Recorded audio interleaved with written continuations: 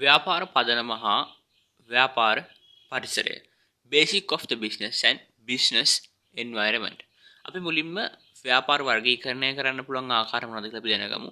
ව්‍යාපාර වර්ගීකරන්න පුළුවන් පදනම තමයි මුලින්ම ඉගෙන ගන්න. අපිට ව්‍යාපාර කියන ඒවා වර්ග කරන්න පුළුවන් කොටස් පහකට ඒ හිමිකාරීත්වය අනුව, අරමුණ අනුව, පරිමාණය අනුව, නිෂ්පාදන ස්වභාවය අනුව සහ නිෂ්පාදන අංශය එහෙම නැත්නම් කර්මාන්ත මූලය අනුව. එනුව අපිට ව්‍යාපාර වර්ගීකරණය කරන්න පුළුවන් කොටස් පහ වෙන්නේ ව්‍යාපාර වර්ගීකරණය කරන්න පුළුවන් පදනම වෙන්නේ පදනමට අයත් කොටස් පහ වෙන්නේ හිමිකාරීත්වය අනුව ව්‍යාපාර වර්ග කරන්න පුළුවන් අරමුණ අනුව ව්‍යාපාර වර්ග කරන්න පුළුවන් පරිමාණය අනුව ව්‍යාපාර වර්ග කරන්න පුළුවන් නිෂ්පාදනයේ ස්වභාවය අනුව අපිට ව්‍යාපාර වර්ග කරන්න පුළුවන් ඒ වගේම නිෂ්පාදන අංශය අනුව එහෙම නැත්නම් කර්මාන්ත මූලය අනුව අපිට ව්‍යාපාර වර්ග කරන්න පුළුවන් මේ ව්‍යාපාර වර්ගීකරණ පදනම ඉගෙනගත්ත ව්‍යාපාර වර්ග කරන්න පුළුවන් ආකාර පහක්. ඒකේ පළවෙනි ආකාරය තමයි හිමිකාරීත්වය අනුව. අපිට මේ හිමිකාරීත්වය අනුව ව්‍යාපාර අපිට වර්ග කරන්න පුළුවන් කොටස් දෙකකට. හිමිකාරීත්වය අපිට වර්ග කරන්න පුළුවන් කොටස් දෙක තමයි හිමිකාරීත්වය අනුව පෞද්ගලික අංශයේ ව්‍යාපාර සහ පොදු අංශය. එහෙම නැත්නම් රාජ්‍ය අංශයේ ව්‍යාපාර කියලා ව්‍යාපාර අපිට වර්ග කරන්න පුළුවන්. හිමිකාරීත්වය අනුව පෞද්ගලික අංශයේ ව්‍යාපාර, පොදු අංශයේ නැත්නම් රාජ්‍ය අංශයේ ව්‍යාපාර කියලා ව්‍යාපාර වර්ග කරන්න පුළුවන්. අරමුණ අනුව අපි වර්ග කරොත් ලාභය අරමුණු කරගත් ව්‍යාපාර වගේම ලාභය අරමුණු කර නොගත් ව්‍යාපාර කියලා අපිට වෙන් කරන්න පුළුවන්. පරිමාණය අනුව ගත්තොත් සුළු පරිමාණ, මහ පරිමාණ සහ මධ්‍ය පරිමාණ කියලා අපිට ව්‍යාපාර වර්ගීකරණය කරන්න පුළුවන්. මේ නිෂ්පාදනයේ ස්වභාවය අනුව අපිට වර්ග කරන්න පුළුවන්. නිෂ්පාදනයේ ස්වභාවය අනුව කොටස් තුනකට අපිට වර්ග කරන්න පුළුවන්. ප්‍රාථමික නිෂ්පාදන, ද්විතීයික නිෂ්පාදන හා තෘතීයික නිෂ්පාදන කියලා. ප්‍රාථමික නිෂ්පාදන කියන්නේ ස්වභාව ධර්මයෙන් ගන්න දේ ඒ ආකාරයෙන්ම උකහා ගන්න ව්‍යාපාර. ද්විතීයික ව්යාපාර කියන්නේ ස්වභාව ධර්ම ගන්න දේවල් වෙනස් වීමකට ලක් කරලා නිෂ්පාදනයක් බිහි කරන දේවල්. තෘතීය නිෂ්පාදනය කියන්නේ උපකාරක සේවා සහ වෙළඳාම කියන දේ තමයි මේ තෘතීය නිෂ්පාදන වල ගැබ් වෙලා තියෙන්නේ. නිෂ්පාදනයේ ස්වභාවය අනුව වර්ග කරද්දී එක ප්‍රාථමික නිෂ්පාදනනේ අපිට ප්‍රාථමික නිෂ්පාදන වර්ග කරන්න පුළුවන් කෘෂි, වන, දීවර, රතු පාටින් පතල් හා කැණීම් කියන විදියට. ද්විතීයික නිෂ්පාදන අපිට වර්ග කරන්න පුළුවන් ඉදිකිරීම සහ නිමවුම් කියලා. අපිට තෘතීය නිෂ්පාදන 8ක් තියෙනවා. අපිට පොදුවේ වෙළඳාම හා උපකාරක සේවා කිව්වට අපි මේ 8 තමයි මේ තෘතීය නිෂ්පාදන කියන ගොන්නට අයිති වෙන්නේ. මොනවද මේ තෘතීය නිෂ්පාදන වලට අයිති වෙන්නේ?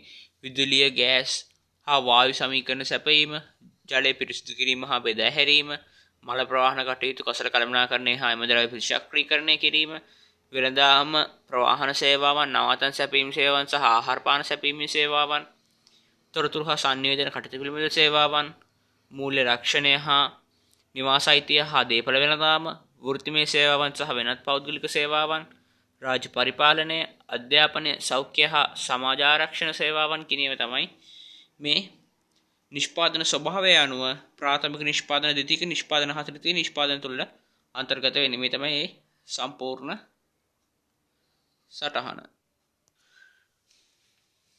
ව්‍යාපාර වර්ගීකරණයට අනුව ව්‍යාපාර වර්ගීකරණ පදනමට අනුව අපි නිෂ්පාදන අංශය අනුව එහෙම නැත්නම් කර්මාන්ත මූලය අනුව අපි වර්ග කරනවා කෘෂි අංශය, කාර්මික අංශය සහ සේවා අංශය කියලා. මේ කෘෂි අංශය කියන එකට කෘෂි, වන, දීවර කියන ටික අයිති වෙනවා.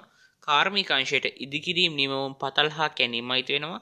විදුලිය, ගෑස්, වාෂ්ප වායු සමීකරණ සැපයීම, ජලය පිරිසිදු කිරීම හා බෙදා හැරීම, මල ප්‍රවාහන කටයුතු හා එමුද්‍රව්‍ය ප්‍රතිචක්‍රීකරණය කියන ටික කාර්මික අංශයට අයිති වෙන්නේ. සේවා අංශයට අයිති වෙනවා වෙළඳාම්, ප්‍රවාහන සේවා, නවාතැන් සැපයීම සේවාවන් සහ ආහාර පාන සැපයීමේ සේවාවන්, තොරතුරු හා සංනිවේදනය පිළිබඳ සේවාවන්, මූල්‍ය රක්ෂණය, නිවාස අයිතිය, දේපළ වෙළඳාම් වගේ දේවල්, වෘත්තිමය සේවාවන් සහ පෞද්ගලික සේවාවන්, රාජ්‍ය පරිපාලනය, අධ්‍යාපනය, සෞඛ්‍ය හා සමාජ ආරක්ෂණ සේවාවන් වගේ දේවල් තමයි මේ නිෂ්පාදන අංශය අනුව කර්මාන්ත මූලයට අයිති වෙන්නේ. නිෂ්පාදන ස්වභාවය අනුව හා නිෂ්පාදන අංශය අනුව එහෙම නැත්නම් කර්මාන්ත මූලයන් අපි වර්ග කරද්දී අපිට වර්ගීකරණය කරන්න පුළුවන් හරිය ලේසියට මතක තියාගන්න. සෙන්ට්‍රල් බැංක් ඇනුවල් රිපෝට් එක 2020 අනුව ජාතික නිෂ්පාදිතය වියදම හා සේවා නියුක්තිය කියන ටික ඩවුන්ලෝඩ් කරගෙන අපිට මේකේ තියෙන මේ දැන් මේ අපි දැන් ඉගෙනගත්ත සෙට් එක හරියටම තියෙනවා අපිට බලා ගන්න පුළුවන්. දළදේශීය නිෂ්පාදිතය කියන දේ ඔයගොල්ලෝ දන්නවද? දළදේශීය නිෂ්පාදිතය කියලා කියන්නේ කිසියම් වර්ෂයක් තුල රටේ සියලුම භාණ්ඩ හා සේවාවල එකතුව දළදේශීය නිෂ්පාදනය කියන එකට ඇතුළත් වෙනවා. මොකද්ද? දළදේශීය නිෂ්පාදිතය කියලා කියන්නේ කිසියම් වර්ෂයක් තුළ රටේ සියලුම භාණ්ඩ හා සේවාවල එකතුව. එතකොට මෙම වාර්තාව හදන්නේ ජන හා සංඛ්‍යා ලේඛන දෙපාර්තමේන්තුව හා ශ්‍රී ලංකා මහ බැංකුව එකතු වෙලයි. හරි. දැන් අපි ඉස්සර ඉගෙන ගත්තනේ නිෂ්පාදන අංශය අනුව ප්‍රාථමික ද්විතීයික තෘතීයික කියලා කොටස් තුනක් තියෙනවා කියලා. ප්‍රාථමික අංශයට අයිති උනේ කෘෂි වන දීවර රතු පාටින් පතල් හා කෙනේ. ද්විතීයික අංශයට අයිති උනේ ඉදිකිරීම හා නිමවුම්.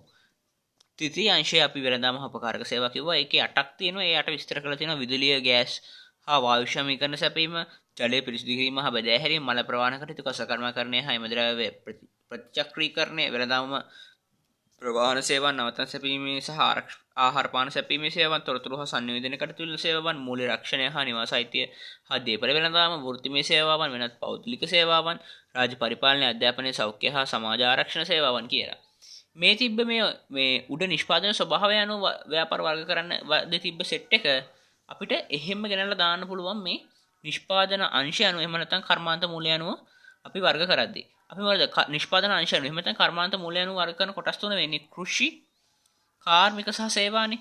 මේ කෘෂි කියන අංශයක් පුරවගන්නේ කොහොමද? අපි යනවා කෙලින්ම මේ අපිට නිෂ්පාදන අංශය අනුව එහෙම නැත්නම් කර්මාන්ත මූල්‍ය අනුව අපිට කෘෂි අංශය පුරව ගන්න ඕන. අපි කරන්නේ කෙලින්ම නිෂ්පාදන ස්වභාවය අනුව තියෙන නිෂ්පාදන ස්වභාවය අනුව බෙදෙන පළවෙනි එක ප්‍රාථමිකනේ. මේ ප්‍රාථමිකයේ තියෙන කෘෂි වන දීවර කියන තුන පල්ලෙහාට කරලා ගෙන කෘෂි අංශයට.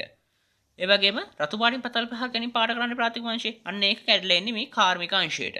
ඒ වගේම ද්විතීයික අංශයේ තිබ්බ ඉදිකිරීම හා නිමවුම් මෙහිම පල්ලෙහාට එනවා. එතකොට කාර්මික අංශයේ පතල් හා කැණීම් ඉදිකිරීම හා නිමවුම් වෙනවා. ඊට පස්සේ නිෂ්පාදන ස්වභාවය අනුව කරද්දී තෘතීය වල තිබ්බ මුල තුන විදුලිය, ජලය, මල ප්‍රවාහන කියන තුන මෙහෙම පල්ලෙහාට එනවා මේ කාර්මික අංශයට. විදුලිය, ගෑස්, වාෂ්ප හා වායු සමීකරණ සැපීම, ජලය පිරිසිදු කිරීම හා බෙදාහැරීම, මල ප්‍රවාහනය, කර්ෂකර්මකරණය හා එමෙද්‍රව්‍ය ප්‍රතිචක්‍රීකරණය කියන සෙට් එක අර 8න් 3ක් උඩ තුන මේ කාර්මික අංශයට එනවා. ඊට පස්සේ සේවා අංශයට මේ තෘතීය නිෂ්පාදන ස්වභාවය අනුව වෙන් කරද්දී තෘතීය නිෂ්පාදන තිබ්බ ඉතුරු යට පහ කෙලින්ම සේවා අංශයට එනවා. ඒ වුණාද වෙළඳාම, ප්‍රවාහන සේවාවන්, ආදාය සැපීම සේවාවන් සහ ආහාර පාන සැපීම සේවාවන්, තොරතුරු හා සංනිවේදනය කටයුතු පිළිබඳ සේවාවන්, මූල්‍ය රක්ෂණය හා නිවාස අයිති දේපළ වෙළඳාම, වෘත්තිමය සේවාවන් සහ වෙනත් පෞද්ගලික සේවාවන්, රාජ්‍ය පරිපාලනය, අධ්‍යාපනය, සෞඛ්‍ය හා සමාජ ආරක්ෂණ සේවාවන්.